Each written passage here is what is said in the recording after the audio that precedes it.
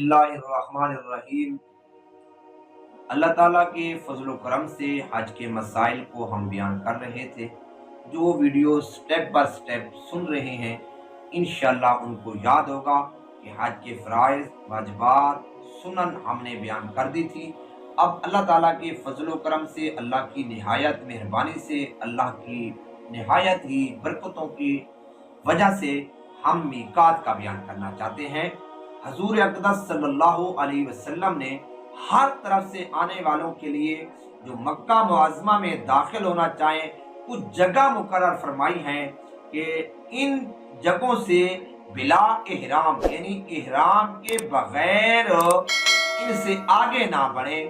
इन्हीं को मीकात कहते हैं, मवाकीत कहते हैं, जो मीकात की जमा है। लिहाजा ये जो जगह मेरे नबी ने मुकर्रर कर दी हैं, इन जगहों से आगे बढ़ना बगैर इहराम के ठीक नहीं है। लिहाजा जो मवाकीत हैं, उन जगहों से पहले पहले इहराम बांधा जाए।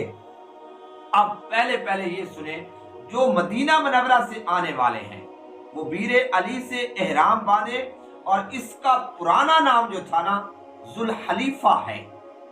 अगर मस्जिद नबी सल्लल्लाहु अलैहि वसल्लम से हाजियों ने इहराम बांध लिया तो ये भी जायज़ है, इसमें कोई मज़ायका नहीं है। अब मदीना मुनव्वरा के लिए जो मदीना मुनव्वरा फ्लाइट उतरती है, तो वो हज के दिनों में आ रहे हैं हज के लिए, तो उनके लिए मस्जिद नबी से भी इहराम बांधना जायज़ है।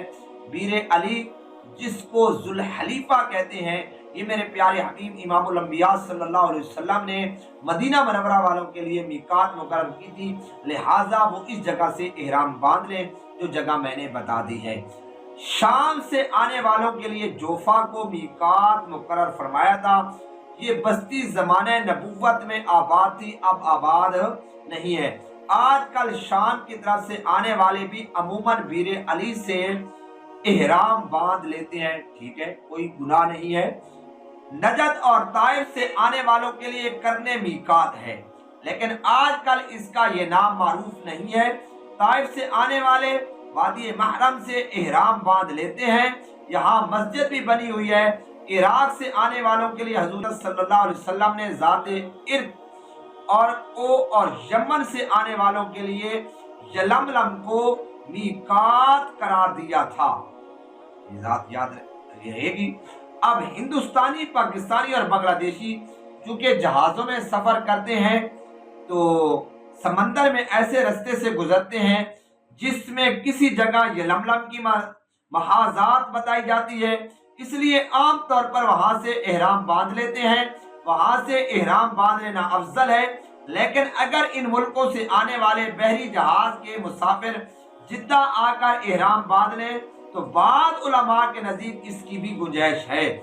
अलबत्ता जो हज़रात बम्बई या कराची से हवाई जहाज से आए, तो वो बम्बई या कराची से इहराम बांध लें, या जहाज उड़ने के 1-2 घंटा बाद जो है ना इहराम बांध ले, बगैर इहराम के जिद्दा ना पहुंचे, क्योंकि रास्ते में हवाई जहाज मीकात से गुजरता है। बगैर इहराम के अगर कोई मीकात से गुजरकर मक्का मुअज़्ज़मा पहुंच जाए तो गुनाह होता है और दम भी वाजिब हो जाता है। लिहाजा पाकिस्तानियों के लिए इस बात को खास ख्याल कर ले कि अगर वो हज पर जा रहे हैं, तो मेरे पाकिस्तानी भाई, मेरी पाकिस्तानी माएँ बहनें, वो पाकिस्तान ही से इहराम को बांध लें, या जहाज जब उड़ने लगे तो जहाज के अंदर 1 घंटे के बाद इहराम क्या है, बांध लें। अब जब कोई शख्स मक्का मुअज़्ज़मा के लिए रवाना हो, तो इस पर लाजिम है कि रास्ते में जो भी मीकात पड़े, इस पर या इससे पहले हज या उम्रा का इहराम बांधे।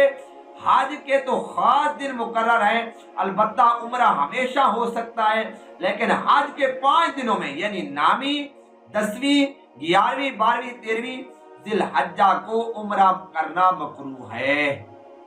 अच्छा, अब जब बंदा एक मीकात पर पहुंचे तो इसके लिए क्या करना चाहिए? तो मीकात पर जब बंदा पहुंच जाए तो हर तरह की सफाई कर ले और उसके बाद गुस्ल कर ले, वरना कम से कम बंदा जो है ना वुज़ू तो जरूर करे। इसके बाद एक चादर तहबंद की तरह बांध ले और एक चादर ऊपर ओढ़ ले फिर ऊपर की चादर से सर ढक कर 2 रकते नमाज एहराम की नियत से पढ़ ले। अगर मकरूह वक़्त है तो ना पढ़े, वरना बगैर नमाज पढ़े ही एहराम बांध ले, इसमें कोई हर्ज नहीं है। हज या उम्रा की नियत करके तलबिया पढ़ने को एहराम कहते हैं। नमाज पढ़कर हज या उम्रा की नियत करे। अगर सिर्फ हज की नियत करना हो तो इस तरह करे, अल्लाहुम्मा इन्नी उरीदुल हज्जा फयस्सिरहु ली व तक़ब्बलहु मिन्नी। या अल्लाह मैं हज का इरादा करता हूँ, आप इसे मेरे लिए आसान फरमाइए और कबूल फरमाइए।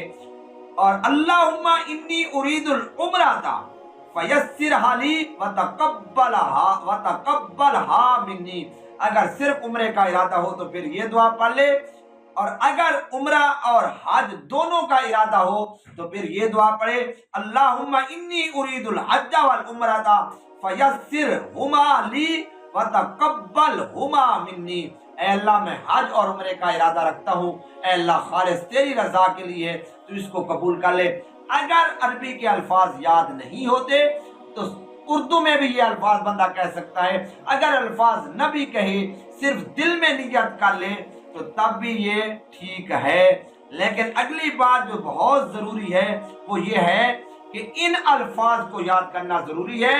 लब्बैक अल्लाहुम्मा लब्बैक ला शरीका लका लब्बैक इन्नल हम्दा व निअमत लका वल मुल्क ला शरीका लका। इन चीजों को याद कर लो। अल्फाज अमूमी तौर पर किसी को भी नहीं आते, फिर मसला बन जाता है। लिहाजा ये अल्फाज ऐसे हैं जो उठते बैठते चलते फिरते फर्ज के बाद फर्ज से पहले हर वक्त जो है ना ये बंदा अपनी जबान से करता रहे।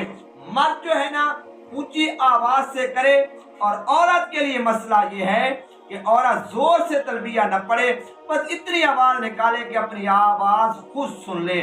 औरतों में जो सर के लिए एक खास कपड़ा मशहूर है जिसके बारे में समझती हैं कि इसके बगैर एहराम नहीं बनता, ये गलत है। शरअन इस कपड़े की कोई हैसियत नहीं है। यूं बालों की हिफाजत के लिए कोई कपड़ा बांध लिया जाए तो मुज़ायका नहीं, लेकिन इसको एहराम का जुज़ समझना और ये अकीदा रखना कि इसके बगैर एहराम में दाखिल नहीं हो सकती, गलत है। अगर सर पर कपड़ा बांधे तो वुज़ू करते वक्त इसको हटाकर मस्सा भी कर ले। ये थे जी कुछ मसाइल मीकात के, और इसके ज़िम्मन में कुछ और मसाइल भी मैंने बयान कर दी हैं।